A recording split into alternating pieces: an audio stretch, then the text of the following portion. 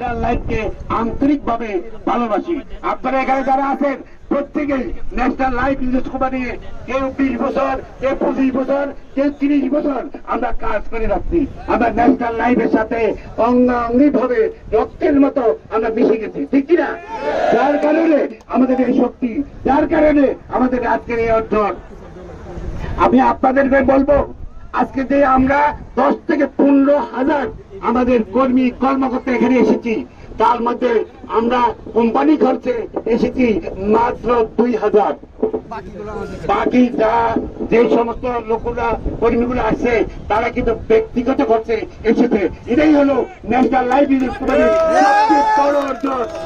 কারণ গত 5 মাসে আমি সার্কুলার দিয়েছিলাম, এই সার্কুলার গুলোকে কেন্দ্র করে লক্ষ্য করে আমাদের 2,000 বিক্রি তাদেরকে আমরা কোম্পানি করছে এনেছি, আর বাকি 12 থেকে 13,000 কর্মী আপনারা কিন্তু নিজস্ব করছে নিয়ে এসেছেন।